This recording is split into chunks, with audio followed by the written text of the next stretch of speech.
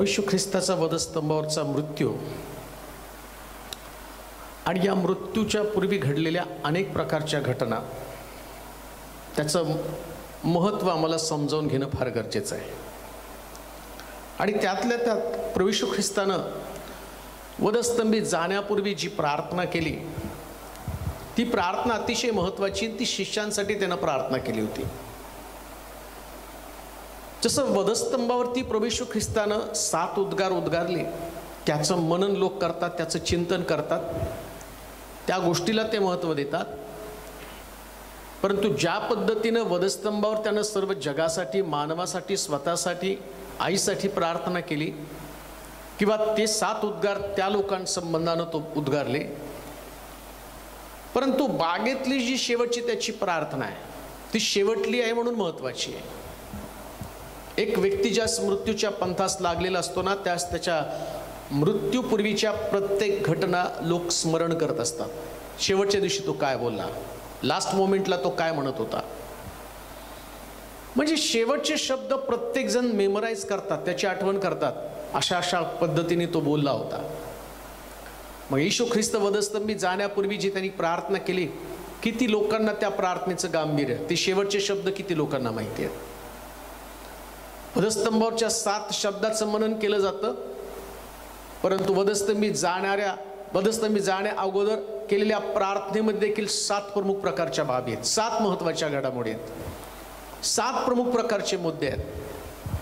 आणि ती त्याची मागणी आहे, ती शिष्यांसाठी, जे त्याचे निवडलेले लोक होते, जे 12 शिष्य, त्या 12 शिष्यांसाठी त्याने ती रदबदली केलेली होती. आणि ती प्रार्थना समजून घेणं पण फार गरजेचं आहे. आणि आज या बागेतल्या प्रार्थनेतल्या 7 प्रमुख प्रकारच्या गोष्टी आम्ही पाहणार आहोत. बागेतील प्रार्थनेच्या 7 महत्त्वाच्या गोष्टी, किंवा 7 उद्गार त्या प्रार्थनेमध्ये त्याने उद्गारले. जसं वधस्तंभावरचे 7 उद्गार महत्त्वाचे आहेत, तसं या प्रार्थनेमधले सुद्धा 7 शब्द तेवढेच महत्त्वाचे आहेत. आणि त्याचं मनन यावेळेस आम्ही करणार आहोत. योहानाचं शुभवर्तमान आणि त्याचा 17वा अध्याय आणि त्याची 3रं वचन आम्ही वाचणार आहोत. पहिलं, या प्रार्थनेतला पहिली बाब किंवा पहिली महत्त्वपूर्ण घटना किंवा पहिले महत्त्वपूर्ण शब्द कोणता असेल, किंवा त्याला आमच्याकडनं अपेक्षित काय. योहानाचं शुभवर्तमान त्याचा 17वा अध्याय आणि त्याचं 3रं वचन. सार्वकालिक जीवन हेच आहे की, सार्वकालिक जीवन हेच आहे की, तू जो एकच खरा देव, त्या तुला व ज्याला तू पाठवलं त्या येशू ख्रिस्ताला त्यांनी ओळखावे. या जगासाठी मध्यस्थी करत असताना देवाचा निरोप, देवाचा शब्द घेऊन प्रभू येशू ख्रिस्त या पृथ्वी तलावरती आला. परंतु बायबल सांगतं, बांधणाऱ्यानं नापसंत केलेला धोंडा कोनशीला झाला. म्हणजे लोकांनी त्याला नापसंत केलं. इस्रायल मधले हरवलेले शोधण्यासाठी मी आलो, आणि येशू ख्रिस्त या जगामध्ये इस्रायल मधले हरवलेले लोक त्यांना शोधण्यासाठी आलेला होता. शास्त्रात हे पण लिहिलं की त्याच्या स्वकीयांनी त्याला नाकारलं. ज्या उद्देशानं प्रभू येशू ख्रिस्त या जगामध्ये आला, परंतु प्रभू येशू ख्रिस्ताला कोणीच ओळखलं नाही. इवन पुनरुत्थान झाल्यावर सुद्धा मरिया त्याला माळी दादा म्हणत आहे, माळ्याची उपमा त्याला देत आहे. या पृथ्वी तलावर प्रभू येशू ख्रिस्त असताना देवाचा उद्देश काय होता, की ज्या कारणासाठी ख्रिस्ताला या जगामध्ये पाठवलंय ना, ते कारण लोकांच्या लक्षामध्ये यावं. परंतु आता 3.5 वर्षानंतर ज्यावेळेस प्रभू येशू ख्रिस्ताचा स्वर्गारोहण होण्याचा समय, मरणाचा समय आलेला आहे, बलिदानाचा समय आलेला आहे, परंतु त्याच्या मनामध्ये अजून पण ती खंत आहे. कोणती खंत आहे? लोकांनी मला अजून ओळखलं नाही. शिष्याने अजूनही त्याला ओळखलं नाही. रानामध्ये लोक मरत असताना प्रभू येशू ख्रिस्त ज्यावेळेस त्या लोकांकडे त्यानं पाहिलं, त्यांना कळवळा आला, आणि तिथं असं म्हटलं की ते उपाशी तापाशी प्रभू येशू ख्रिस्ताच्या मागे फिरत होते. आणि येशूने शिष्यांना म्हटलं, तुमच्यातल्या भाकरी त्यांना द्या. पण तरी सुद्धा ख्रिस्ताला त्यांनी ओळखलं नाही. त्यांना असं वाटलं की आमच्या भाकरी, म्हणून ते म्हटले 200 रुपये जवळ आहेत, आणि या 200 रुपयांच्या भाकरी एवढ्या लोकांना पुरतील का? म्हणजे त्यांनी ख्रिस्ताला ओळखलं नाही. आज अजूनही त्याच प्रकारे प्रभू येशू ख्रिस्ताला प्रार्थना करावी लागते. पुष्कळ लोकांनी ख्रिस्ताला अजून ओळखलं नाही. काय ख्रिस्ताची ओळख व्हायला पाहिजे? शिष्याने अजून येशूला ओळखलं नाही. पुष्कळ लोकांनी त्याला ओळखलं, रक्तस्रावी स्त्रीने त्याला ओळखलं, ती म्हणती जाते आणि त्याच्या वस्त्राच्या गोंड्याला स्पर्श करते. ती काही येशूची शिष्या नव्हती, पण तिने ऐकलं, तिने त्या वार्तेवरती विश्वास ठेवला, प्रभूच्या सामर्थ्यावरती विश्वास ठेवला आणि त्याच विश्वासानं ती प्रभूकडे गेली आणि चमत्कार आपल्या शरीरामध्ये तिने अनुभवला. आज अनेक लोकांना तसंच आहे. ख्रिस्ताला पुन्हा ती प्रार्थना करावी लागते. कोणती? त्याने तुला ओळखलं तसं त्याने मला ओळखावं. परंतु येशूनं वधस्तंभी जाण्याच्या अगोदर सगळे शिष्य एकत्र होत असताना त्या शिष्याने विचारलं, लोक माझ्याविषयी काय समजतात? मग शिष्याने त्या ठिकाणात सांगितलं, कोणी म्हणतं तुम्ही एलिया आहात, कोणी म्हणतं तुम्ही संदेष्टापैकी एक आहात. वेगवेगळ्या लोकांनी वेगवेगळ्या गोष्टी त्याच्याविषयी सांगितल्या. म्हणजे लोक विचार करत असताना कोणाला असं वाटलं चमत्कार करणारा, कोणी म्हणतं इरमाया रडणारा, पश्चाताप करणारा, कोणी म्हणतं संदेष्टांपैकी एक आहे. आज अनेक लोकांना खरी येशूची ओळख नसल्या कारणानं अजूनही लोक येशूकडे येताना काय अपेक्षा करत आहे? एलियासारखा चमत्कार करावा, एलियासारखं सामर्थ्य दाखवावं, त्याने आमचे अश्रू पुसावे, त्याने आमच्या समस्या दूर कराव्यात. पेत्राला त्याने विचारलं, लोक मला काय म्हणतात ते विसरून जा, तू मला काय म्हणतोस, तू मला काय म्हणून ओळखतोस? त्यास तो म्हटला, तुम्ही मसीहा ख्रिस्त जिवंत देवाचे पुत्र आहात. आणि प्रभू येशू ख्रिस्त त्यावेळेस त्याच्या वक्तव्यानं, त्याच्या बोललेल्या शब्दाच्या द्वारे तो संतुष्ट झाला आणि तो म्हटला, पेत्रा, ही गोष्ट तुला कोणी मानवानं किंवा देहानं प्रगट केली नाही, तर स्वर्गातल्या देवानं तुला प्रगट केलेली आहे.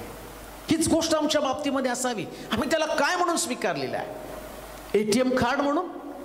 चमत्काराचं नुसतं एक पुस्तक म्हणून त्याला ग्रहण करतात? फक्त त्यानं चमत्कार करावा का तुम्ही त्याला आपला तारणारा, मसीहा म्हणजे उद्धार करता, ख्रिस्त म्हणजे मसीहा तारणारा आणि तारणारा म्हणून आम्ही त्याचा स्वीकार करत आहोत? अनेक लोकांना तारण नको आहे. अनेक लोकांना एलियासारखा चमत्कार पाहिजे. कोणता? 3.5 वर्षाचा दुष्काळ संपला पाहिजे, घरामध्ये बरकत यायला पाहिजे, आरोग्य मिळालं पाहिजे, शांती मिळाली पाहिजे, समाधान मिळालं पाहिजे, लेकरं व्हायला पाहिजे, लग्न व्हायला पाहिजे. अजूनही त्यांनी ख्रिस्ताला स्वर्गात जाण्याची शिडी म्हणून त्याने ओळखलं नाही. पित्याकडे जाण्याचा मार्ग मला माहिती आहे, मार्ग, सत्य आणि जीवन मीच आहे. येशू ख्रिस्त स्वर्गात जाण्याचा मार्ग आहे म्हणून त्याला ओळखावं प्रियानं. त्याला ख्रिस्ताला ग्रहण करावं, त्याच्यावरती विश्वास ठेवावा, त्याला आपला उद्धार करता म्हणून स्वीकारावा. शमरोनी स्त्री याकोबाच्या विहिरीवरती पाणी भरायला जात असताना शिष्यानं त्यानं गावामध्ये भाकर आणण्यासाठी पाठवलं आणि येशू त्या स्त्रीकडे गेला. तिला म्हणतो, बाई मला तू पाणी दे.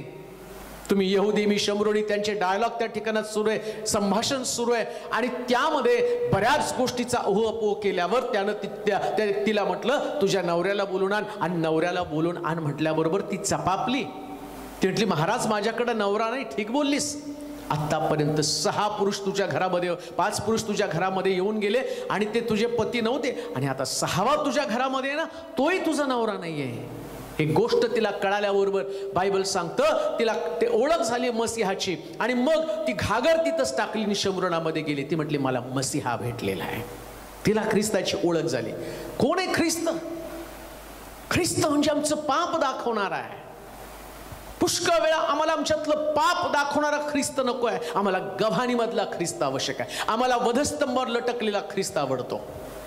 पुष्कळ लोक अजूनही वधस्तंभावरच्या ख्रिस्ताचं मनन करत आहे, त्याच्या दुःखाविषयी चर्चा करत आहे, पण स्वतःच्या पापाविषयी चर्चा करत नाही. जी आम्ही पाहतो, मसीहानं त्या विहिरीवरती चर्चा केली आणि त्या स्त्रीचं जीवन बदललं.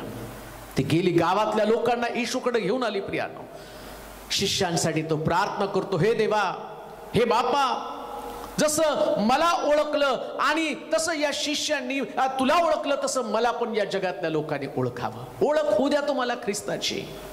प्रभू येशू ख्रिस्त आल्यावर तुमच्यातलं पाप निघून जातं. म्हणून ख्रिस्ताची ओळख होणं गरजेचे. काय ओळख आहे ख्रिस्ताची? त्याला पाप आवडत नाही, त्याची ओळख आहे. इथून पुढे पाप करू नकोस. जेव्हा जेव्हा एखाद्या व्यक्तीला त्यानं क्षमा केली ना, सुटका दिली, तो पहिला म्हटला, इथून पुढे पाप करू नकोस. हे बिचारी स्त्रीला ज्या पकडलं, दगडमार करण्यासाठी आलं, वाचवलं निश्चित त्यानं, तारण दिलं निश्चित त्यानं, लोकांच्या दगडापासून तिचा बचाव केला निश्चित. तिला प्रश्न विचारला, काय तुला कोणी दगड मारलं नाही का? सगळे निघून गेले का? मग त्याला दगड मारण्याचा अधिकार होता, कारण त्यानं अजूनपर्यंत पाप केलं नव्हतं. निश्चित तो सुटका देणार आहे, पण सुटका देताना शेवटी काय म्हटला, जा मी पण तुला क्षमा केली, इथून पुढे पाप करू नकोस. येशू क्षमा करतो, पण पाप करण्यासाठी क्षमा करत नाही, तर पापापासून सुटावं आणि नवीन जीवनामध्ये चालावं, ही ख्रिस्ताची ओळख असली पाहिजे. तो अद्भुत मंत्री, समर्थ देव, सनातन पिता, शांतीचा अधिपती, ही त्याची ओळख आहे प्रियानो. सगळं काही करण्यासाठी समर्थ आहे, तो अद्भुत आहे, सगळ्या गोष्टी अद्भुत आहेत त्याच्या. ती ख्रिस्ताची ओळख आम्हाला असणं गरजेचं आहे. सर्व काही करण्यासाठी समर्थ आहे, सनातन पिता, आणि तो शांतीचा अधिपती आहे. जर तुम्ही ख्रिस्ताचे अनुयायी, ख्रिस्ताला स्वीकारणारे लोक आहात, ख्रिस्ताची ओळख तुम्हाला होणं गरजेचं आहे. कोणतं? शांती करणारा ख्रिस्त. तुम्ही देखील शांती करणारे लोक बनलं जाणं गरजेचं आहे. शांती टिकवा, शांती जोडा. जर ख्रिस्त तुमच्यामध्ये, तर शांती तुमच्यामध्ये. कोणत्या कारणानं अस्वस्थ होऊ नका. तुमच्या बोलण्यानं, तुमच्या वर्तनानं, तुमच्या कृतीनं कोणी अशांत होता कामा नये. का? तुम्हाला ख्रिस्ताची ओळख झालेली आहे. तुमचं घर जर शांतीप्रिय घर नसेल, तुमच्या घरामध्ये जर शांती नसेल, वाद असतील, भांडण असतील, शिवीगाळ असेल, तणाव असेल, मग तुमच्या घरामध्ये ख्रिस्त नाही. कारण ख्रिस्त शांती, तो शांती प्रस्थापित करण्यासाठी जगामध्ये आला होता, समेट करण्यासाठी जगामध्ये आला होता.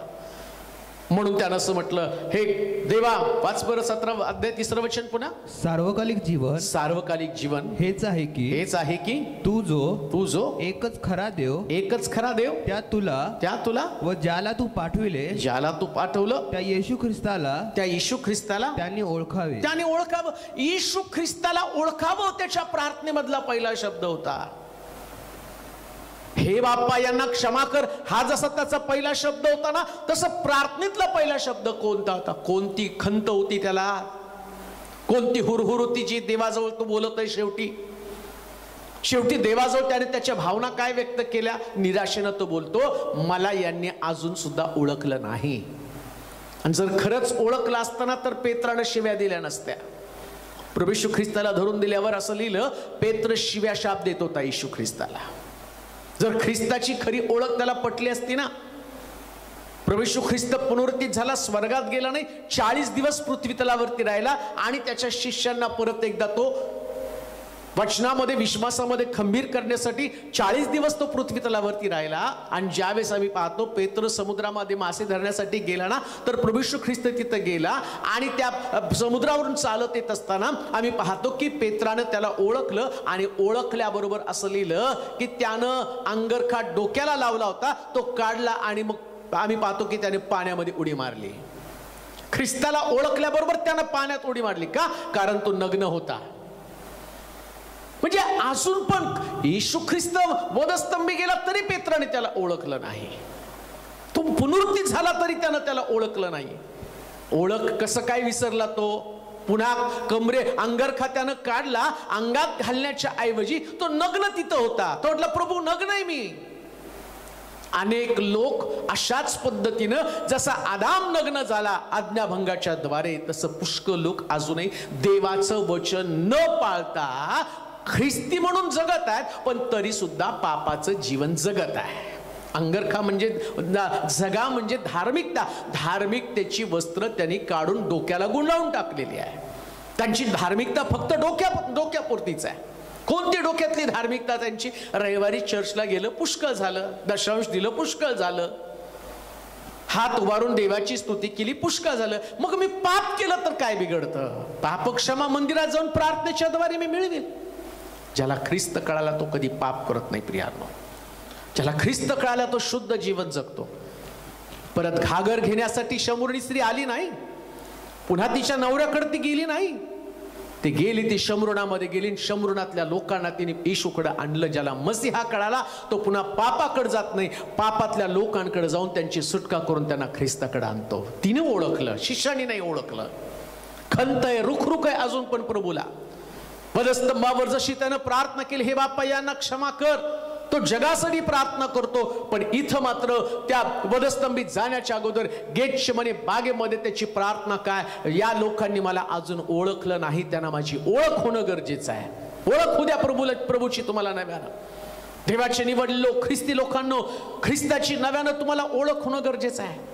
जर ख्रिस्त समजला तर पापातनं बाहेर येणारच आहे. जर पापातनं बाहेर आला नाही तर तुम्हाला ख्रिस्त समजला नाही. आणि मग प्रभूचा तो शब्द अजून पित्याकडे तो मध्यस्थी करतो, काय, हे प्रभू, जसं त्यांनी तुला ओळखलं त्यांनी तसं मला सुद्धा ओळखावं. दुसरा शब्द आपण वाचूया, योहानाचं शुभवर्तमान आणि त्याचा 17वा अध्याय 11 आणि 12 वचन. पहिला उद्गार त्याच्यामधल्या प्रार्थनेमधला पहिली खंत कोणती, तर त्यांनी ख्रिस्ताला ओळखावं. लोकांनी ओळखलं नाही, पाप करतात म्हणजे ख्रिस्ताला ओळखलं नाही. दुसरी गोष्ट वाचूया, यापुढे मी जगात नाही, पण ते जगात आहेत आणि मी तुझ्याकडे येत आहे. हे पवित्र बापा, तू मला दिलेल्या तुझ्या नावात त्यांना राख. आता दुसरी खंत काय त्याला, पहिली प्रार्थना, पहिला उद्गार प्रार्थनेतला कोणता होता, त्याने मला ओळखावं. आणि आज जर तुम्ही ख्रिस्ताला ओळखलं तर जसं शमरुनी स्त्रीने घागर टाकली तसं तुम्ही तुमचं व्यसन, तुमचा स्वभाव, तुमच्या सवयी, तुमच्यातला राग, तुमच्यातला द्वेष, तुमच्यातला मत्सर, तुमच्यातला लोभ, तुमच्यातली वासना, विषय विलास, सर्व अहंकार, सगळं द्वेष भावना, निंदा आम्ही तिथंच टाकावं. का तर ख्रिस्ताला आम्ही ओळखलं. पुन्हा तिकडं घराकडे जाऊन त्या असणाऱ्या त्या स्त्रीनं, शमरुनी स्त्रीनं घरात लपलेल्या त्या पुरुषाबरोबर आणि संबंध प्रस्थापित करण्याच्या ऐवजी सुवार्तेला बाहेर गेली. आम्ही देखील सुवार्तेला बाहेर जावं. आता दुसरी गोष्ट, ख्रिस्ताला आपल्या बापाकडे तो रदबदली करताना तो स्वतःसाठी प्रार्थना करत नाही बरं का, वधस्तंभावर पण स्वतःसाठी प्रार्थना करत नाही. आणि इथं सुद्धा त्याच्या डोळ्यासमोर आहेत ते त्याचे शिष्य. योहानाच्या शुभवर्तमानाच्या 17व्या अध्यायाच्या 11-12 वचनामध्ये म्हटलं, आता पित्या मी तुझ्याकडे येणार आहे. त्याला माहिती की 3.5 वर्ष येशू त्यांच्या सहवासामध्ये राहिलेले आहे, 3.5 वर्ष यांच्या बरोबर चाललेला आहे. यांच्या गरजा त्याने भागवल्या. प्रश्न आल्यावर हा स्वतः पुढे जात होता. यांना कधीच प्रश्नाला तोंड द्यावं लागलं नाही.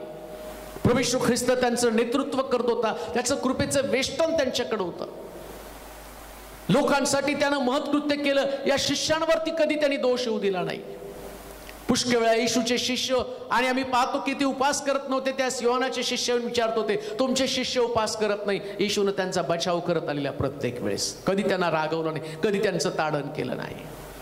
शिष्य एकमेकाशी भांडत असताना सुद्धा, एवढं 3.5 वर्ष त्याच्या सहवासात राहून सुद्धा त्यांच्यामध्ये मोठेपणासाठी वाद असायचा. खरा मोठा कोण आहे, येशू त्यांना तिथं समजावून सांगत होता. आता येशूला माहिती होतं, मी ज्यावेळेस मरेल आणि स्वर्गामध्ये जाईल, माझी आणि त्यांची संगती तुटणार आहे. आता त्यांना माझ्यामध्ये, देवाच्या नावामध्ये टिकून राहणं फार कठीण जाणार आहे. इतिहास पडताना मी मदत करतो तो. तसा पेत्र, कोंबडा आरवण्यापूर्वी तू 3दा मला नाकारशील, असं येशूनं त्याला सांगितलं. तो म्हटला, पेत्रा, गहू जसा पाखडावा तसं तुला पाखडण्यासाठी सैतानानं मला मागून घेतलेलं आहे. त्याला माहिती आहे आता या शिष्यांची खरी कसोटी असणार आहे. त्याला वाईट कोणत्या गोष्टीचं वाटत होतं, वधस्तंभावर मरणार याचं वाईट वाटत नव्हतं.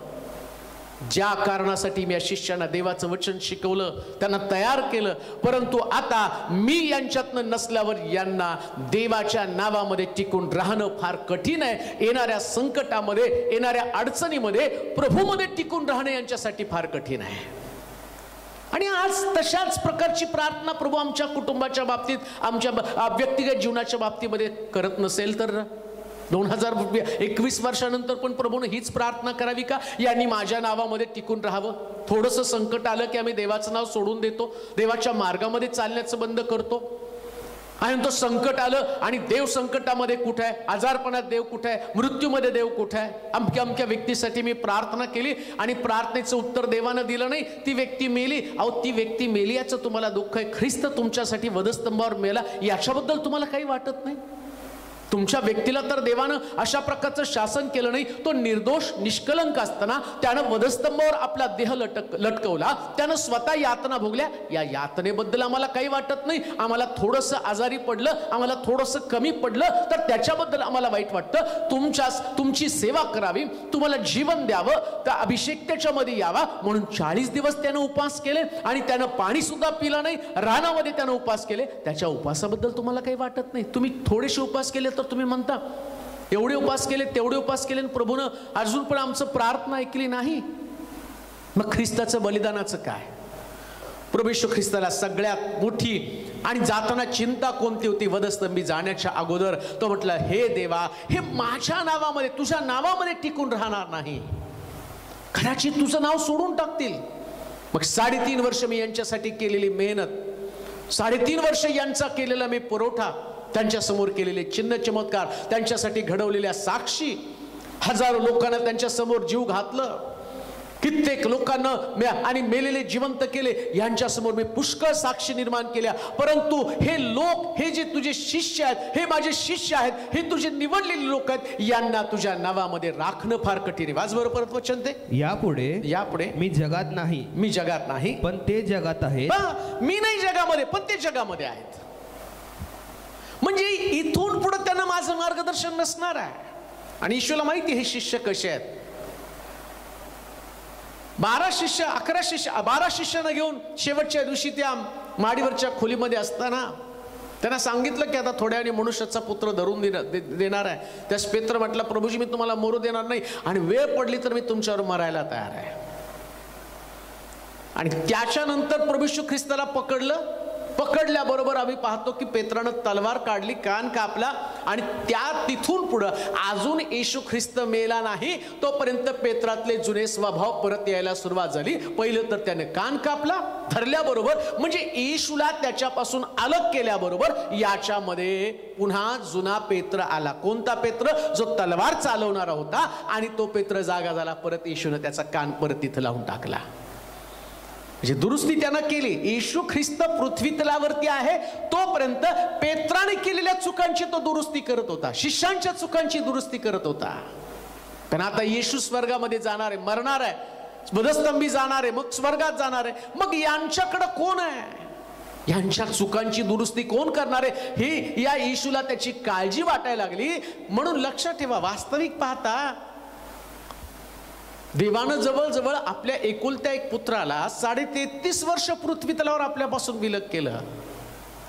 मग प्रभू येशू ख्रिस्त पुनरुत्थित झाल्यावर बापापासून दूर असणारा, बायबल सांगतं हा माझा परमप्रिय पुत्र आहे, आणि येशू पण आपल्या बापावरती प्रेम करणारा असा मुलगा होता. मग त्याला बापाच्या घराकडे जाण्याची किती ओढ असायला पाहिजे. मग तरी पण तो थांबला 40 दिवस. का 40 दिवस थांबला माहिती का? कारण त्याचं शिष्यांवरती प्रेम होतं. त्याला असं वाटलं, जे मी पेरलं, जे मी शिकवलं, हे यांच्यातनं निघून जाऊ नये. म्हणून बापावर प्रेम असताना सुद्धा, बापाचं मुलावर प्रेम असताना सुद्धा, ना बापानं फोर्स केला तू ताबडतोब ये. एवढ्या यातना, एवढं दुःख भोगल्यावर हॉस्पिटलमधनं सुद्धा आम्ही एक व्यक्ती जर, आणि पुष्कळ त्यानं आणि मरणाच्या दाढीतनं त्याला बाहेर आणलं तर आम्ही किती उत्सुक असतो त्याला घरी आणण्यामध्ये. मग बाप तेवढा उत्सुक नसेल. एवढं बलिदान दिलं माझ्या इच्छे खातर, मुलगा त्या ठिकाणामध्ये हीन प्रकारचं मरण, यातना त्यानं सहन केल्या. आता बस झालं, परत तू घराकडे ये, असं त्या बापाने त्याला सांगायला पाहिजे होतं. तरी पण प्रभू येशू ख्रिस्त थांबला. का? हेच कारण इथं. तो काय म्हटलं माहिती का? त्यांना आता मी तुझ्याकडे येणार आहे, आणि त्यावेळेस या शिष्यांना मी नसल्या कारणानं ज्या प्रकारच्या प्रश्नांना तोंड द्यावं लागणार. बापाकडे काय प्रार्थना करतो? देवा, तुझ्या नावात टिकून राहण्यासाठी तू त्यांची मदत कर. म्हणजे त्याला त्याची प्रकृती माहिती होती, शिष्यांची प्रकृती काय आहे. पेत्राची प्रकृती माहिती होतं, तो 3दा मला नाकारणार आहे. थोमाची प्रकृती माहिती होतं. प्रभू येशू ख्रिस्त पुनरुत्थित झाल्यावर गौरवी शरीर त्याच्याकडे आहे. मग कशा काय जखमा त्याच्यावरती होत्या? त्याच्यावरती जखमा नसायला पाहिजे. मग तरी सुद्धा ख्रिस्ताच्या शरीरावरती जखमा होत्या. कशाला? त्याला थोमा माहिती होता, हा जो थोमा आहे ना, तो संशय घेणार आहे, माझा त्याग करणार आहे. मग त्याने जखमा तशाच ठेवल्या. आणि मग थोमा म्हटलं, जोपर्यंत मी तुझ्या कुशीमध्ये हात घालत नाही आणि हातामध्ये बोट घालत नाही, तोपर्यंत मी तुझ्यावरती विश्वास ठेवणार नाही. उघडीच ठेवली जखम. त्याला माहिती होता हा कसा आहे, हा माझ्यावर संशय धरणार आहे, अविश्वास दाखवणार आहे. थोमा, कुशीमध्ये हात घाल. आणि थोमाने कुशीत हात घातला. माझा प्रभू, माझा स्वामी असं म्हटलं, माझा गुरुजी. आणि मग आम्ही पाहतो येशूला तिथं जखमा तशाच ठेवाव्या लागल्या. का? ही थोमाची प्रकृती, हा थोमाचा विश्वास आहे. आणि प्रभूला या ठिकाणामध्ये तीच काळजी आहे. कसं होणार माझ्या शिष्यांचं?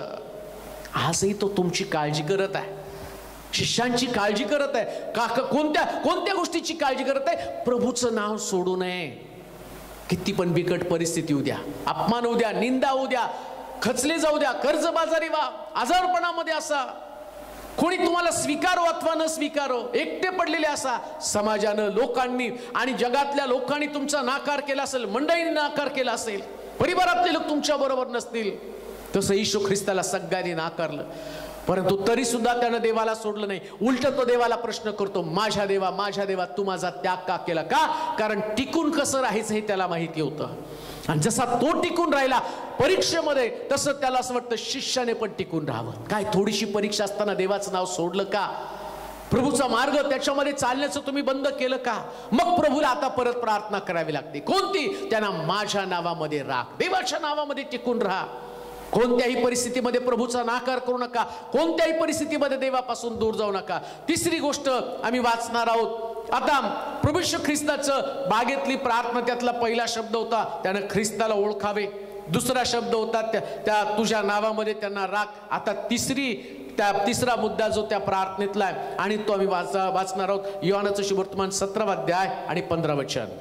तू त्यांना जगातून काढून घ्यावे अशी विनंती मी करीत नाही, तर तू त्यांना वाईटापासून राखावं अशी विनंती करतो. आता तिसरी गोष्ट, हा प्रभू प्रार्थना करताना, येशू प्रार्थना करताना या शिष्यांच्या बाबतीमध्ये त्याचे आणि सगळे विचार चालू आहेत आणि त्या विचारामध्ये त्याला आता आठवण आली. काय आठवण आली? मला तू काढून घेणार आहे, तसं शिष्यांना काढून घे म्हणून मी प्रार्थना करत नाही. फार सुंदर प्रार्थना आहे. गेतशेमनी बागेतली प्रार्थना ज्याला समजली ना, तो व्यक्ती परत कधी पापाकडे जात नाही, तो प्रभूवरती प्रेम करायला लागतो. देवाची समीपता, देवाची जवळीकता आणि ख्रिस्तावर त्याचं अधिक प्रेम वाढतं. कारण गेतशेमनी बागेतली प्रार्थना चमत्कार करणारी प्रार्थना आणि देवाकडे तुम्हाला आकर्षित करणारी प्रार्थना आहे. काय प्रार्थना आहे? वाईटापासून त्यांना राख. आता जग सगळं वाईटानं भरलेलं आहे. चांगलं फक्त प्रभू येशू ख्रिस्त होता, त्याला लोकांनी वधस्तंभी दिलं, चांगल्याला लोकांनी वधस्तंभी दिलं. त्यानं कधी कुणाला वाईट बोलला नाही, कुणाविषयी अपशब्द बोलला नाही. ज्या लोकांना मरत होते त्या लोकांना त्यांनी जिवंत केलं. विधवेचा मुलगा जिवंत करून टाकला. कोणाच्या डोळ्यामधले अश्रू तो पाहू शकत नव्हता. वाईट कुणाचंच केलं नाही, कुणालाच त्याने दोष लावला नाही. लोकांनी त्याच्यावर दोष लावले तरी सुद्धा तो कुणाला, पिलात त्याला म्हटला सत्य काय ते सांग, मला तुला सोडण्याचा अधिकार आहे, तरी सुद्धा ज्याने त्याच्यावर दोष लावला त्यांच्या समोर तो शांत उभा राहिला. कारण त्याला माहिती होतं जग सगळं वाईट आहे. पण सगळं जग म्हणजे ख्रिस्त नाही ना. सगळं जग ख्रिस्तासारखे सहन करू शकणार नाहीये. मारणाऱ्यांसमोर त्यांनी आपले गाल केले, 39 फटके मारताना पाठ केली, वधस्तंभ वाहताना स्वतः वधस्तंभ व्हायला. हे सगळं करत असताना आम्ही पाहतो की प्रभू येशू ख्रिस्त आणि आम्ही तो चांगल्यामध्ये टिकून राहिला. त्यानं नाही वाईट केलं, पण त्याला माहिती आता हे शिष्य जे आहेत ना, ते शिष्य वाईटात राहून वाईट करणार आहेत. आणि तो त्याच्यावर प्रार्थना करतो, प्रभू यांना वाईटापासून राख. आणि अशी प्रार्थना करतो ना, असं घडलं. इकडं प्रभूला धरलं, तिकडं पेत्रानं कान कापला. इकडं प्रभूला धरलं, तिकडं पेत्रानं शिव्या दिल्या. हाच पेत्र नंतर प्रभू येशू ख्रिस्त आणि मग पुनरुत्थित झाल्यानंतर दर्शन दिल्यावर सुद्धा पेत्र परत मासे धरायला गेला. परत जुन्या कामाकडे तो गेलेला आहे, पुन्हा वाईट गोष्टीकडे तो गेलेला आहे. प्रभू त्यांना सोडत नव्हता प्रियानं. त्याला काळजी होती, या जगात सगळं वाईट आहे. पण शिष्यानी वाईट गोष्टी स्वीकारू नये.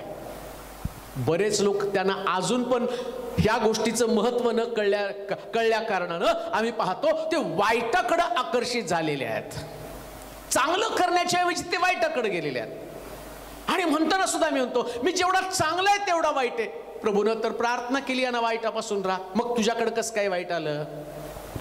त्यानं तुझं वाईट केलं म्हणून तो त्याचं वाईट करत आहे का? आणि बायबल सांगतं वाईटानं जिंकला जाऊ नको, तर बऱ्यानं वाईटाला जिंक. हे समजलेलं आहे. ज्याला हे समजलं ना, तो व्यक्ती वाईटापासून दूर राहतो. ज्याला प्रभूची प्रार्थना समजली, ज्याला ख्रिस्ताचं प्रेम समजलं, ज्याला गेतशेमनी बागेतली प्रार्थना समजली, तो वाईटापासून दूर राहणार आहे. काय वाईट आहे? शास्त्रात काय काय वाईट लिहिले ते सगळं तुम्ही ऐकलेलं आहात, अनेक दिवसापासून ऐकत आहात. वाईटाच्या प्रत्येक प्रकारापासून दूर राहा. जे देवाच्या दृष्टिकोनातनं चांगलं नाही ते वाईट आहे. आज्ञाभंग करणं वाईट आहे, चर्चला न जाणं वाईट आहे, शिवीगाळ करणं वाईट आहे, आई वडिलांची आज्ञा मोडणं वाईट आहे, दुसऱ्याचा लोभ धरणं वाईट आहे, अपमान करणं वाईट आहे, शिवीगाळ करणं वाईट आहे. एकमेकाच्या विरोधात निंदा करणं वाईट आहे. कितीतरी वाईट गोष्टी आम्हाला, आणि त्या वाईटाच्या आम्ही म्हणतो जग वाईटानं भरलेलं आहे. खोटं बोलणं वाईट आहे. तुम्ही नाही जगात राहायचं तर थोडंसं असं तसं करावंच लागेल. शद्रक मेशक अबेदनगो भट्टी समोर असताना ते म्हटले या भट्टीतनं सोडवायला देव समर्थ आहे, पण या मूर्तीला आम्ही दंडवत घालणार नाही, कारण त्यांना माहिती होते वाईट आहे. भट्टीमध्ये पडले. योसेफ पोटिफराच्या घरामध्ये असताना पोटिफराची पत्नी ती त्याला सर्वाधिकार द्यायला तयार आहे. ते म्हणते माझ्या बरोबर नाहीच. त्याला माहिती आहे ते वाईट आहे. तो नाही म्हटलं मी तरुण आहे, माझ्यातून पाप घडलं तर काय बिघडणार आहे. त्याला माहिती होते वाईट आहे. वाईटापासून त्यानं स्वतःला राखलं, म्हणून तो योसेफ बनला. प्रियानो, दाविदाच्या बाबतीत तसं घडलं नाही. दाविद आम्ही पाहतो लढाईला जाण्याच्या ऐवजी गच्चीवरती फिरायला लागला, आणि परिणाम काय झाला? गच्चीवर फिरता फिरता त्याचं लक्ष त्या स्त्रीकडे जी आंघोळ करतो तिच्याकडे गेलं, आणि आम्ही पाहतो जे वाईट ते त्यानं केलं. त्याची पत्नी आपल्या घरामध्ये आणली, तिच्या नवऱ्याला पण युद्धाच्या तोंडावरती दिलं आणि मारून टाकलं. खून पण केला, व्यभिचार पण केला. परिणाम काय झाला? तू माझं मंदिर बांधायचं नाही. चांगलं असताना वाईट केल्यामुळे तो म्हटलं इथून पुढं मी तुझ्या हातून मंदिर बांधणार नाही. तेव्हा देव येशू प्रार्थना करतो, अशी दाविदासारखी वृत्ती त्यांच्यामध्ये येऊ देऊ नकोस. त्यांच्यामध्ये योसेफासारखं पावित्र्य असू दे, त्यांच्यामध्ये दानियेलासारखं पावित्र्य असू दे, दानियेलासारखं त्यांचं अंतःकरण असू दे. सिंहाच्या गुहेमध्ये टाकलेला दानियल, आणि राजा त्याला विचारतो, देवा दानियेला, जिवंत देवाच्या पुत्रा, तुझ्या देवानं तुझा बचाव केला का? दानियल आतून चांगलंच बोलतो, महाराज चिरायू असा. येशूची प्रार्थना काय? या दानियेलासारखं त्यांना बनव, चांगलं बनव, वाईटापासून त्यांना दूर राख. त्यांना एकमेकाचं वाईट करू नये. म्हणून आम्ही पाहतो प्रभू येशू ख्रिस्त पुनरुत्थित झाल्यावर ज्या पेत्रानं येशूला शिव्या दिल्या ना, आणि मरियेला भेटल्यावर त्यानं पहिली गोष्ट सांगितली जाऊन, पहिले पेत्राला सांग की ख्रिस्त उठलेला आहे, येशू ख्रिस्त पुनरुत्थित झालेला आहे. पहिले पेत्राला सांग, त्याचं वाईट तुम्ही करू नका. तो माझ्याविषयी त्यानं काय बोलला असेल त्याचा न्याय मी करेल. माझा आणि त्याचा तो प्रश्न आहे. तुम्ही एकमेकाचं वाईट करू नका. त्याने समेट करून मरियेला सांगितलं की प्रभू येशू ख्रिस्त उठलाय, मी उठलेलो आहे, हे जाऊन पहिल्यांदा पेत्राला सांग. वाईटापासून दूर राहा, ही देवाची प्रार्थना. काय तुम्ही स्वतःला वाईटापासून दूर राखत आहात का? प्रभूच्या प्रार्थनेचं महत्व समजून द्या. सगळ्या वाईट प्रकारापासून स्वतःला अलिप्त करा. कोणाची निंदा करू नका, कोणाविषयी अपशब्द बोलू नका, बंड करू नका, बढाई मारू नका, अहंकारानं फिरू नका, स्वतःच कौतुक करू नका. एका गालात मारला दुसरा गाल पुढे करा. कुणाचा बदल्याची भावना तुमच्यामध्ये असू देऊ नका. कोणी तुमचं अहितकारी असेल, अधिकारी असेल, शेजारी असेल, नातेवाईक असतील, प्रियजन असेल, पती असेल, पत्नी असेल, कोणाविषयी वाईट विचार करू नका. कारण प्रभूची प्रार्थना होती यांना वाईटापासून राख. मग वाईटापासून राख अशी प्रार्थना करत असताना अजूनही तुम्ही वाईटामध्ये अडकलेले आहात का? चौथा मुद्दा आम्ही पाहणार आहोत. योहानाचं शुभवर्तमान 17वा अध्याय आणि त्याचं 18 वचन. योहानाचं शुभवर्तमान 17वा अध्याय 18 वचन. जसं तू मला जगात पाठवलं तसे मीही त्याला जगात पाठवलं, आणि त्यांनीही सत्याला समर्पित व्हावे म्हणून मी त्यांच्याकरिता स्वतःला समर्पित करीतो. चौथा मुद्दा, बागेतल्या प्रार्थनेतला चौथा शब्द.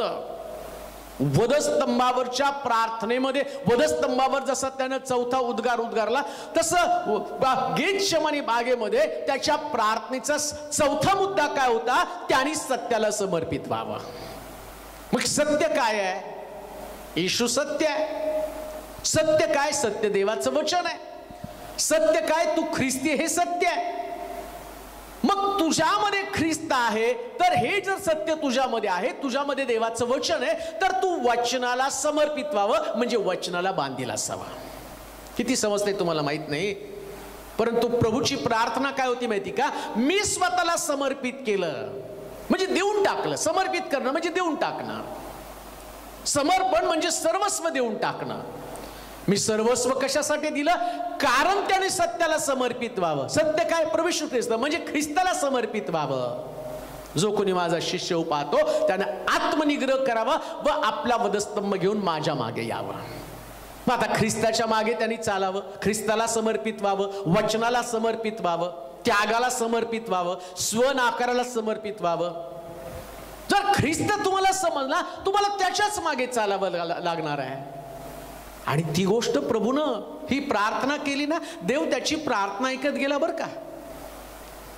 मग पौल म्हणतो की मला 3दा 39 फटके मारले, पण तरी सुद्धा पौल ख्रिस्ताला समर्पित राहिला बरं का. पौलाला तो म्हणतो की कित्येक वेळा मरणाचं संकट आमच्यावरती आलं, ख्रिस्ताच्या प्रीतीपासून मला कोण विभक्त करेल. ख्रिस्ताला सत्याला समर्पित झाले. मरण, संकट, छळ, उपासमार, दंगेदोपे, बंदीशाळा, कोणत्याच गोष्टी मला ख्रिस्तापासून तोडू शकत नाही. ही प्रभूनं त्याची प्रार्थना ऐकली. मग तुम्हाला कोणत्या गोष्टी देवापासून तोडण्याचं काम करत आहे. शमशोनाला दलिलीने देवापासून तोडलं. दलिलीच्या मांडीवरती निजला. ज्या बटा देवाने त्याला सांगितल्या सुरक्षित ठेव, त्या बटा त्यानं गमावल्या. दाविदाला त्या स्त्रीनं देवापासून तोडण्याचं काम केलं. मोशेला रागानं देवापासून तोडण्याचं काम केलं. पेत्राला भीतीपासून देवापासून तोडण्याचं काम केलं. घाबरला तो पेत्र. आणि आम्ही पाहतो की ते लोक त्याला म्हटले येशूच्या शिष्यांपैकी तू आहे. एक छोटी मुलगी सुद्धा त्याला म्हटली तुला पण मी येशूच्या शिष्यांबरोबर पाहिलं, तू येशूचा शिष्य आहे बरं का. एका छोट्या मुलीला पण तो घाबरला आणि त्याने येशूचा नाकार केला. त्याचं समर्पण तुटलं. तुम्ही कोणत्या गोष्टीनं येशूचा नाकार करत आहात का त्याला समर्पित? 500 शिष्यांपैकी 70 पैकी 12 त्यानं निवडले आणि 12 मधला यहुदा 30 रुपयांसाठी येशूपासून फारकत घेतो. तो सत्याला समर्पित झाला नाही आणि आम्ही पाहतो 30 रुपये पण त्यानं फेकून दिले आणि त्याने फाशी घेऊन तो मेला. पोट फुटून तो मरून गेला. शापित मरण त्याला स्वीकारावं लागलं. सत्याला समर्पित होत असताना आम्ही बाकीच्या गोष्टीचा विचारच करत नाही. आम्हाला एकच कळतं, मला येशूच्या मागे चालायचंय. कुठपर्यंत चालायचंय? जोपर्यंत प्रभू येशू ख्रिस्त येत नाही तोपर्यंत, किंवा माझा जगामधनं आणि प्रवास संपत नाही तोपर्यंत मला त्याच्याबरोबर चालायचं. सत्याला समर्पित व्हावं, वचनाला समर्पित व्हावं. देवाचं वचन जसं बोलतं ना त्या वचनासमोर तुम्ही मान तुकवली पाहिजे. हे असंच का, ते तसंच का, मला हे पाळणं जमत नाही, हे फार कठीणच आहे आणि हे कोण पाळू शकतं? अहो कशाला शंका कुशंका. येशूचे शिष्य तसेच म्हटले ना, हे फार कठीण आहे, हे कोण पाळू शकणार आहे? मग त्यानं उगच बायबल तुम्हाला दिलं का? उगच पवित्र शास्त्र तुम्हाला दिलं का? का तुम्हाला फक्त नुसतं बघायचं आणि ठेवण्यासाठी दिलं? तुम्हाला ते वचन पाळण्यासाठी दिलं. ते वचन सत्य आहे. आकाश पृथ्वी नाही तशी होईल पण माझं वचन कधी नाही होणार नाही. ते सत्य वचन आहे. त्या सत्याला समर्पित व्हा, वचनाला समर्पित व्हा. तसं आम्ही पाहतो अब्राम मोरा डोंगरावरती इसाकाला अर्पण करत असताना इसाकानं त्या वेदीवरती पडला. त्याचा बाप जसा त्याला म्हटला, तो त्या बापाला विचारतो, अब्रामाला विचारतो, बाबा अर्पण करण्यासाठी चाललोय, यज्ञ पशु कुठे आहे? तो म्हटला देव पाहून देईल. याच सत्याला तो समर्पित झाला आणि तो वेदीवरती पडला. जर माझा बाप सांगतो ना देव पाहून देईल, तर 100% माझा बाप सांगतो त्यावरती माझा विश्वास आहे. त्यानं वेदीवरती स्वतःला बांधू दिलं. त्या वेदीवरती तो पडला आणि बापानं सांगितलेल्या अभिवचनावर विश्वास ठेवला. अब्राम सुद्धा त्याच्या बापानं सांगितलेल्या शब्दावरती आणि त्या अभिवचनावरती विश्वास ठेवला. कोणतं अभिवचन? याच्यापासून मी मोठं राष्ट्र निर्माण करेल. त्या अभिवचनावर विश्वास ठेवला. त्या सत्याला तो समर्पित झालेला आहे. येशूने सुद्धा आम्हाला एक वचन दिलेलं आहे, मी जातो आणि स्वर्गात तुमच्यासाठी जागा तयार करतो. ते अभिवचन आहे, त्याला समर्पित व्हा. कोणतं आणि कोणत्या अभिवचनाला समर्पित व्हायचं? या जगाचं राज्य आमचं नाही. आकाशातल्या पाखरांकडे पाहते, पेरीत नाही, कापित नाही, देव त्यांची गरज भागवतो. तसं तुमचा देव पण तुमची गरज भागवेल. या सत्याला समर्पित व्हा. त्याच्यासाठी चुकीच्या गोष्टी करू नका. तुमची गरज भागत नाही म्हणून कोणाला तरी लुटणं, कोणाचा तरी पैसा माझा पैसा नाही, असत्य लबाडी आहे. तुमचा देव तुमची गरज त्याच्या सामर्थ्यानुरूप पूर्ण करेल. जे तुम्हाला आवश्यक आहे देव तुम्हाला देणार आहे. हे सत्य आहे आणि ते सत्य स्वीकारलं पाहिजे. मग त्याच्यासाठी आम्ही पाहतो की प्रभूनं 5 भाकरी 2 मासे घेतले पण 12 टोपल्या दिल्या ना. हे पण सत्य आहे. शिष्याने नाही दिल्या 300 रुपयाच्या भाकरी आणून, पण त्या मुलानं दिल्या स्वतःकडच्या भाकरी विश्वासानं. तो सत्याला समर्पित झाला. त्याला ठाऊक आहे माझा डबा जर मी दिला तर माझा प्रभू मला रानामध्ये 3 दिवस उपाशी मरू देणार नाही. माझा प्रभू माझी गरज भागवेल. हे सत्य त्यानं स्वीकारलेलं आहे. प्रभू येशू ख्रिस्त एक सत्य आहे. त्या सत्याला समर्पित व्हा. परिवाराला, नोकरीला, तुमच्या नातेवाईकाला समर्पित होऊ नका. त्यांच्या समोर दंडवत घालू नका. येशूला काळजी आहे, हे सत्यापासून दूर जाता कामा नये. एकदा सत्य स्वीकारलं, एकदा बाप्तिस्मा झाला, एकदा प्रभूला स्वीकारलं, मग पुन्हा जगातल्या जीवनाकडे का जाता? पुन्हा वाईटाकडे का तुम्ही जात आहात? पुन्हा त्या सत्यापासून माघार का घेतात? जी प्रभूची प्रार्थना होती, त्यांना वाईटापासून राग आणि सत्याला समर्पित व्हावं, म्हणजे तुझ्या वचनाला समर्पित व्हावं, ख्रिस्ताच्या प्रत्येक अभिवचनावर त्यांनी विश्वास ठेवावा. हे जग लबाडीनं भरलेलं आहे, वाईटानं भरलेलं आहे. जगात सगळीकडे लबाड आहे. कुठल्याही प्रकारे वासनेला समर्पित होऊ नका, लाचेला समर्पित होऊ नका, मोहाला कोणत्या समर्पित होऊ नका, देवाच्या वचनाला समर्पित व्हा. त्यानंतर 5वा मुद्दा त्याच्या प्रार्थनेतला 17वा अध्याय आणि त्याचं 21 वचन. योहानाचं शुभवर्तमान 17वा अध्याय 21 वचन. त्या सर्वांनी एक व्हावे, त्या सर्वांनी एक व्हावं. हे माझ्या बाप्पा, हे माझ्या बापा, जसा तू माझ्यामध्ये, जसा तू माझ्यामध्ये व मी तुझ्यामध्ये, मी तुझ्यामध्ये, तसे त्यांनीही, तसं त्यांनी सुद्धा तुझ्या माझ्यामध्ये, तुझ्या माझ्यामध्ये एक व्हावे, एक व्हावे. आता सगळ्यात मोठा अजून एक अडचण प्रभूला समजलेली आहे. आजपर्यंत यांच्यात काय सारखे लुटुपुटाची भांडणं होतच होती. येशूचे शिष्य काय साधे सुधे शिष्य नव्हते. आज मंडळांमध्ये पण तेच तुम्हाला दिसतं. पण एक गोष्ट मी आज तुम्हाला सांगणार आहे, प्रभूची प्रार्थना मात्र देवानं ती ऐकलेली आहे आणि आज मंडळांना पण तो जाग करतो, परिवाराला सुद्धा तो बोध करतो. प्रभूची प्रार्थना काय होती गेतसेमने बागेमध्ये? शेवटची प्रार्थना, शेवटची त्याची अपेक्षा काय होती? तर मग तो त्यांच्यामध्ये ऐक्य असू दे. कोणामध्ये? जे माझे लोक आहेत त्यांच्यामध्ये ऐक्य असलं पाहिजे. कसलं ऐक्य? जसं तुझ्या आणि माझ्यामध्ये ऐक्य आहे. कोणतं ऐक्य? देवामध्ये आणि येशूमध्ये ऐक्य आहे. देव बोलतो तेच येशू बोलतो, वेगळं नाही बोलत. मी तो म्हणतो मी आणि पिता एकच आहे. ज्याने मला पाहिलं त्याने पित्याला पाहिलं. दोघांची भाषा सेम आहे, दोघांचं काम पण सारखं आहे. तो माझं काम पाहून तुम्ही तर आता तरी मला ओळखा. ते ऐक्य दोघांमध्ये. आता तो काय म्हटलं माहिती का? जसं आपल्या दोघांमधलं ऐक्य आहे ना, तसं त्यांचं आणि आपलं, म्हणजे ते सुद्धा देवासारखे दिसले पाहिजे, ते सुद्धा येशू सारखे दिसले पाहिजे. आणि जसं आपल्या दोघांचं ऐक्य तसं त्यांचं एकमेकांमध्ये ऐक्य असावं. आता प्रश्न हाच आहे, मग मंडळांमध्ये वाद का? परिवारामध्ये भांडणं का? परिवारामध्ये एकमेकाची तोंड एकमेकाच्या विरोध दिशेला का? आणि तरी सुद्धा सगळे लोक चर्चमध्ये येतात, म्हणजे प्रभूनं केलेली प्रार्थना समजलेली नाही अजून लोकांना.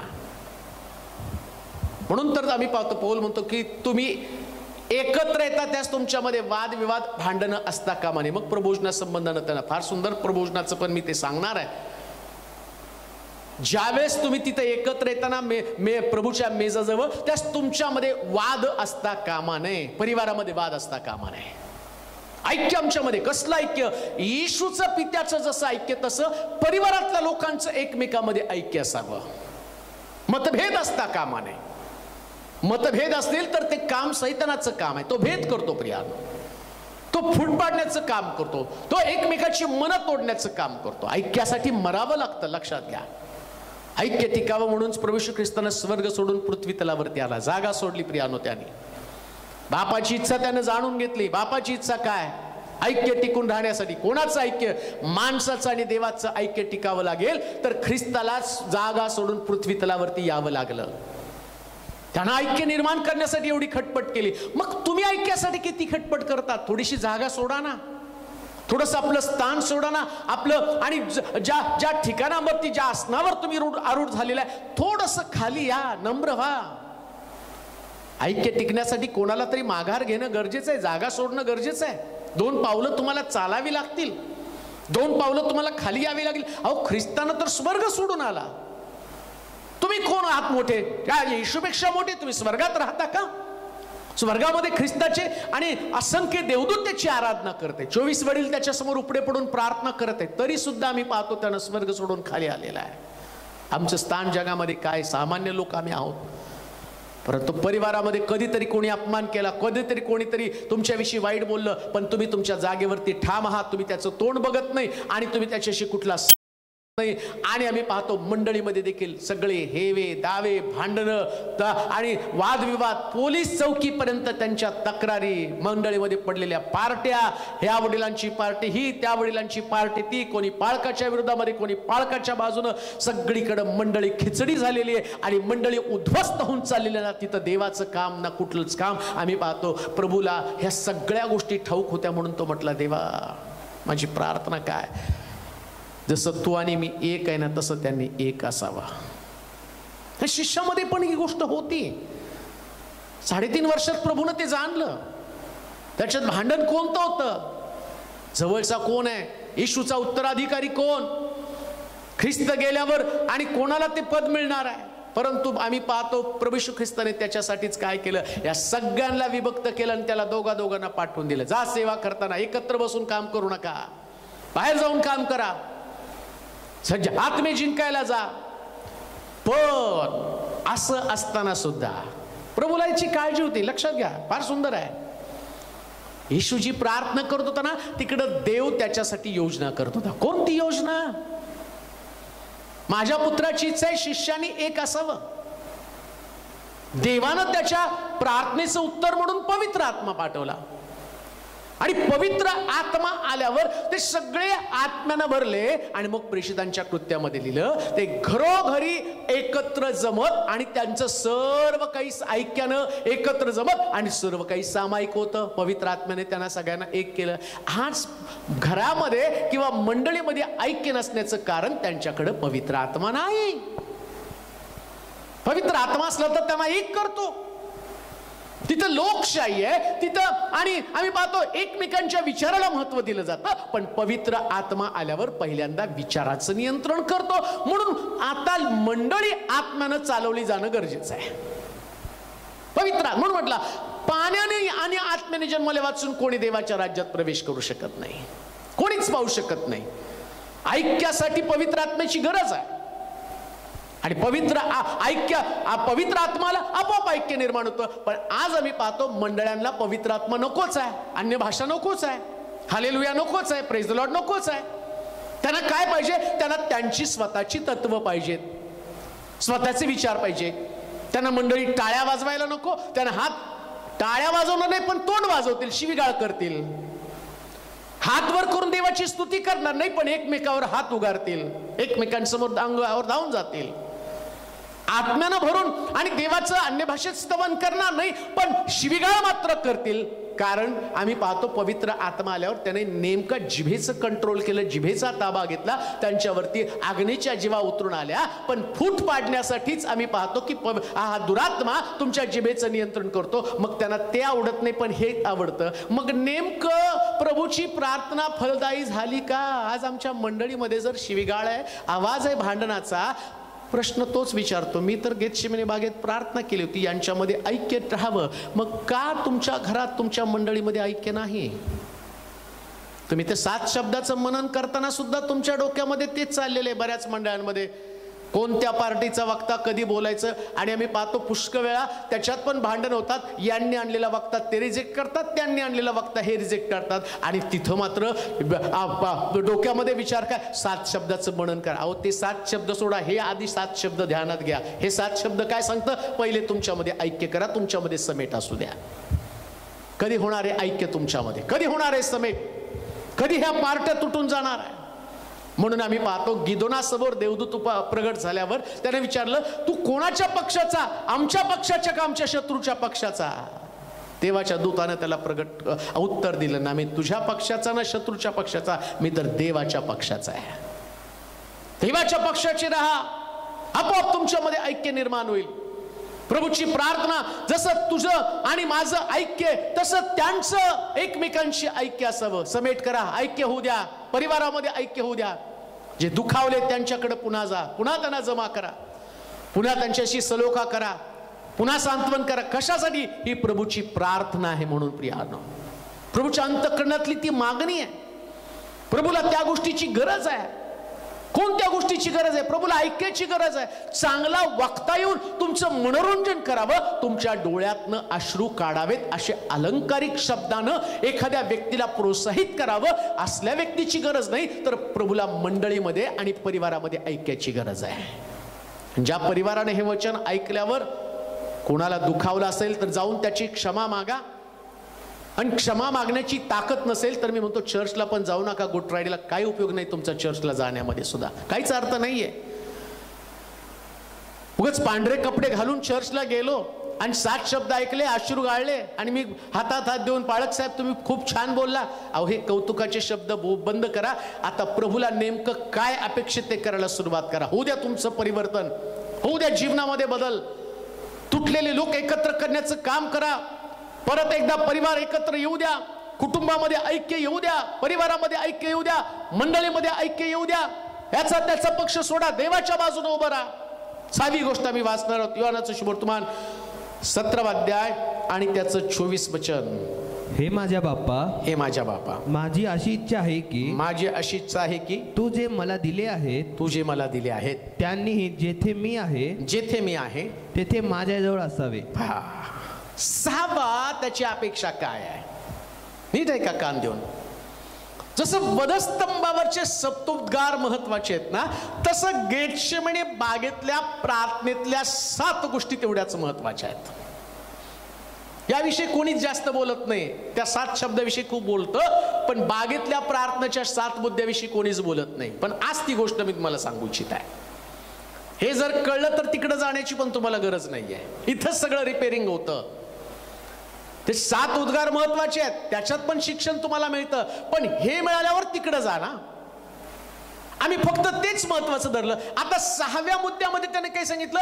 त्या लोकांनी माझ्या जवळ असावं जिथं मी आहे तिथं. मग प्रभू येशू ख्रिस्त कुठे आहे? स्वर्गामध्ये आहे. तो स्वर्गामध्ये आहे. मग येशू स्वर्गात कसा गेला? स्वर्गात जाण्यापूर्वी त्यानं पृथ्वी तलावरती काय काय केलं?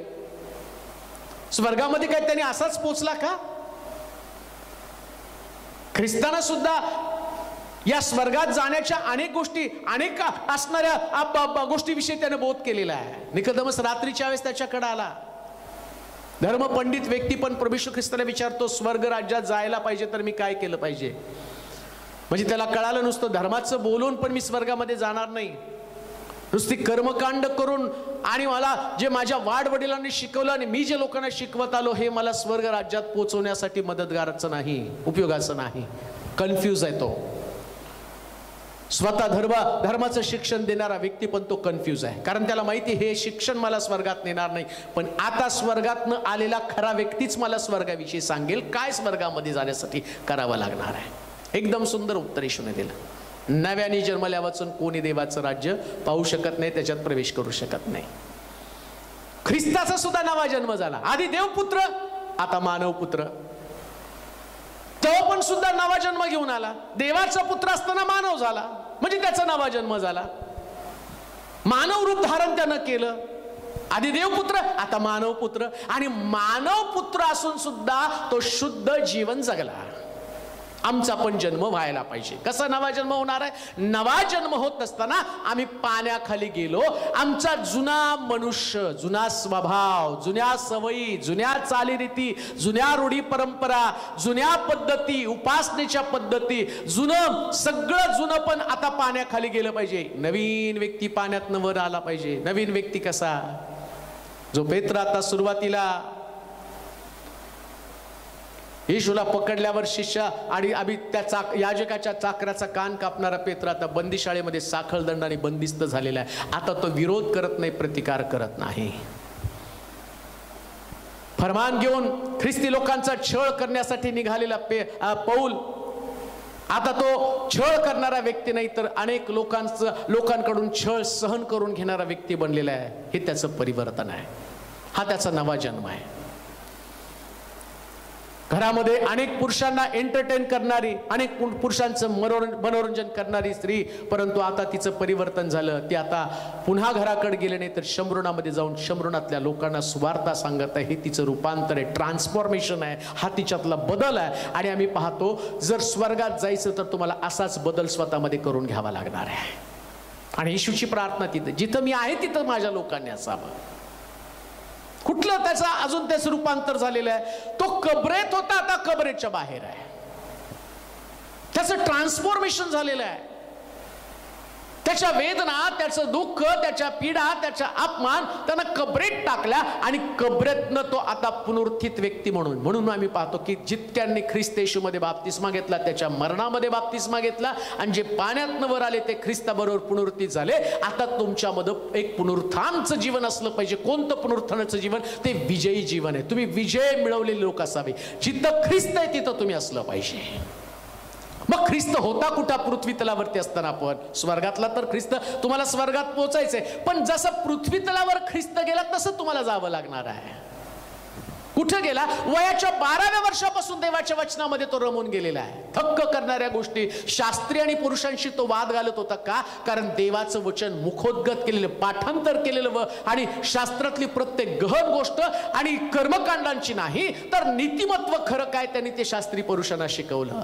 अरे शास्त्री आणि पुरुषांनो, अरे चुना लावलेलो थडग्यांनो, तुम्ही बाहेरून वाटी साफ करता, आतून तुम्ही वाटी साफ करत नाही. तो आतून साफ करण्याविषयी बोलत आहे. तसं हृदय आमचं स्वच्छ करायचं. आणि आम्ही पाहतो जसं ख्रिस्तानं या पृथ्वी तलावरती प्रत्येकाचे अश्रू पुसत गेला, तसं या पृथ्वी तलावर राहून तुम्हाला तेच काम करावं लागणार. रोजच्या दिवसाला सुवार्ता, रोजच्या दिवसाला देवाचं वचन गाजवणं, एकमेकांसाठी प्रार्थना, रदबदली, मोहावरती विजय मिळवणं. जसं ख्रिस्ताची 3दा परीक्षा झाली, त्यानं सैतानावरती विजय मिळवला, तसं रोजच्या दिवसामध्ये तुम्हाला विजय मिळवावा लागेल. मग तुम्ही स्वर्गामध्ये पोहोचणार. तो जिथं मी आहे तिथं माझे लोक असावेत. आज प्रश्न तोच आहे, तुम्ही पापात आहात का ख्रिस्ताबरोबर त्याच्या वाटेनं चाललेले लोक आहात?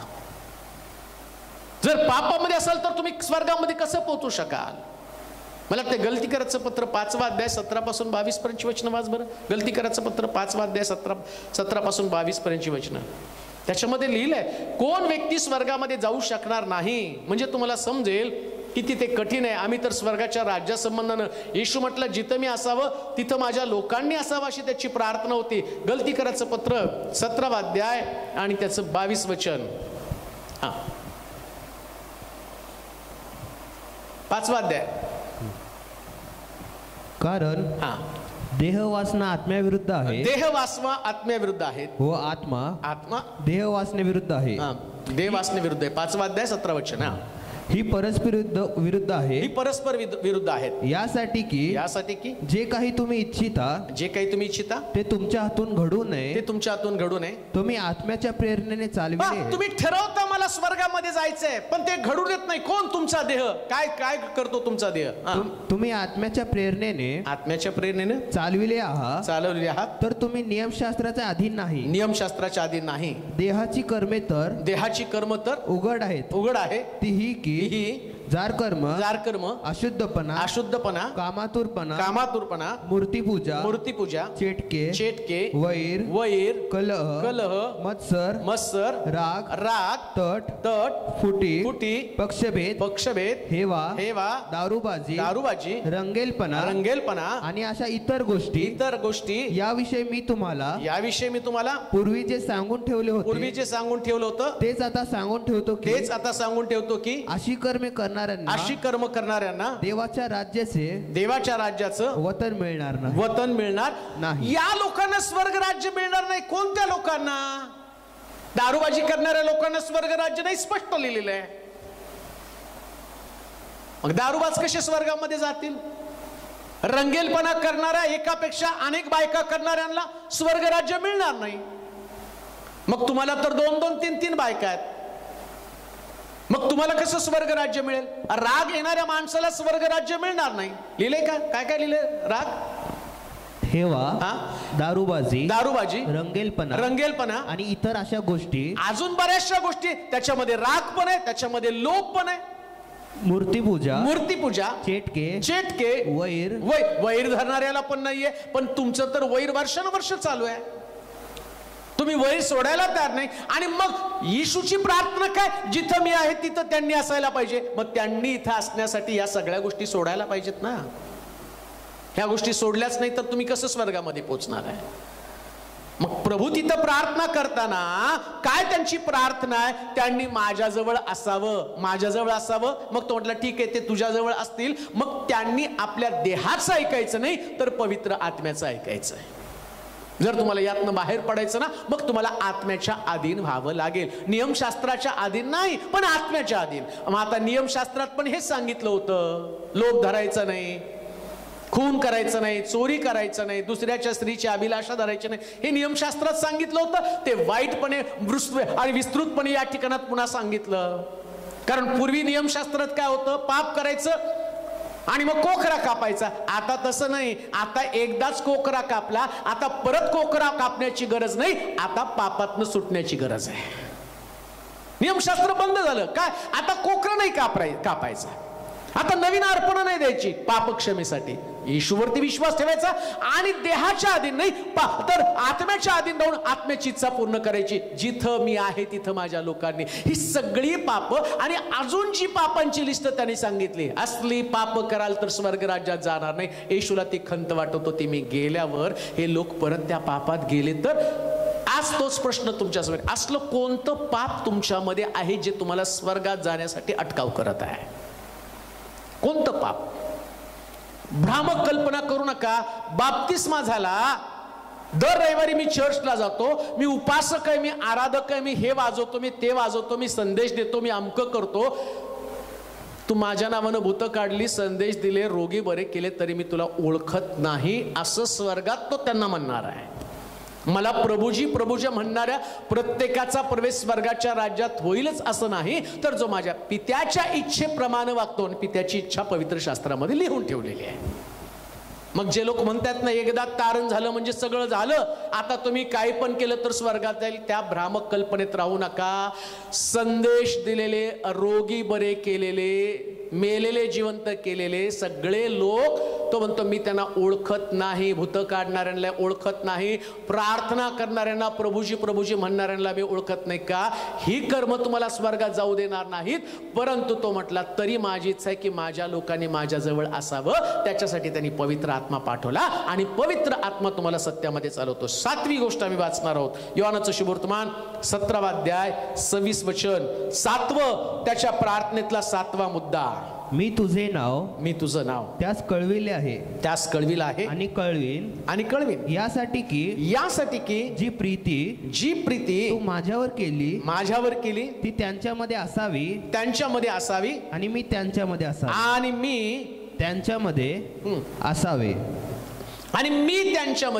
फार सुंदर आहे. परत वाच बरं वचन. मी तुझं नाव त्यास कळविले आहे, आणि कळवीन, यासाठी की जी प्रीती तू माझ्यावर केली ती त्यांच्यामध्ये असावी. जी प्रीती देवा तू माझ्यावर केली ती प्रीती त्यांच्यामध्ये असावी. मग देवाने कुठली प्रीती ख्रिस्तावरती केली? तो तर वधस्तंभावर लटकलेला आहे, त्याचा तर त्याने त्याग केलेला आहे. आणि बायबल काय सांगतं माहिती का? जो प्रीती करतो तो शासन करतो. मग देवाची प्रीती शासन करणारी प्रीती. कोणाला शासन केलं? ख्रिस्ताला शासन केलं नाही. जगाचं पाप त्यानं स्वतःवरती घेतलं आणि पापाला शासन केलं, पण त्यानं प्रीती केली. गहन आहे, समजण्याच्या बुद्धीच्या पलीकडचं आहे, पण तरी सुद्धा प्रभू आम्हाला ते शिकवतो. काय शिकवलं? जी प्रीती तू माझ्यावरती केली तीच प्रीती त्यांच्यामध्ये असू दे. कोणती प्रीती?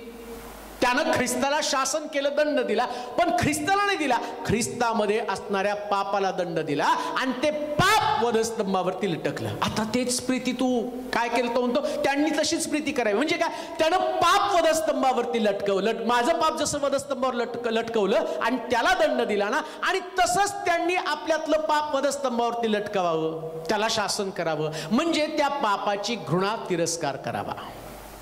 दुसरी महत्वाची गोष्ट, परत वाच वचन ते. मी तुझं नाव त्यास कळविले आहे, आणि कळवीन, यासाठी की जी प्रीती तू माझ्यावर केली ती त्यांच्यामध्ये असावी, आणि मी त्यांच्यामध्ये असावे. प्रीती त्यांच्यामध्ये असावी म्हणजेच मी त्यांच्यामध्ये असेल. कसं म्हणतो तो प्रीती मी? हे सगळं काय गडबड चाललेली? त्याचं उत्तर त्याने आधीच देऊन ठेवलं होतं. देव प्रीती आहे, येशू तुमच्यामध्ये आहे. ओळखायचं कसं? तुमच्यात प्रीती आहे. आणि प्रीती ओळखायची कशी? एक मुलगा जाऊन त्या मुलीला म्हटलं आय लव्ह यू, मग ती प्रीती आहे का? ती वासना आहे. मग प्रीती कशी आहे? प्रीती सहनशील आहे, प्रीती परोपकारी, हेवा करत नाही आणि सहन करणारी आहे. तसं प्रीतीनं तुम्ही एकमेकाचं सहन करा, जसं ख्रिस्तानं एकमेकाचं सहन केलं. शिव्या देणाऱ्या पेत्रावरती त्यानं प्रेमच केलं, त्यानं नाही राग ठेवला त्याच्यामध्ये. उठल्याबरोबर त्यानं सांगितलं पेत्राला, सांग मी उठलेलो, पहिला माझा निरोप दे. पेत्रा माझ्यावर प्रीती करतोस का? हे प्रभू तुलाच ठाऊक. आधी होय होय म्हटलं, नंतर तो म्हटलं तुलाच ठाऊक, माझी मेंढर चार, माझी कोकर पाळ, माझी मेंढर पाळ, माझी मेंढर चार.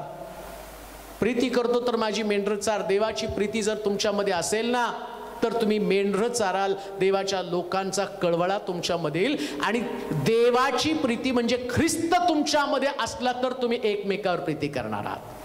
देवाची प्रीती काय माहिती का? बलिदान देणारी देवाची प्रीती. त्यानं आपल्या पुत्राचं बलिदान दिलं, ही देवाची प्रीती आहे. तुम्ही एकमेकाचं आणि तुमचं जर मंडळीमध्ये अशाच पद्धतीचं एकमेकावर प्रेम असेल, मंडळीत कशाला भांडणं असतील, कशाला ते पक्षभेद असतील?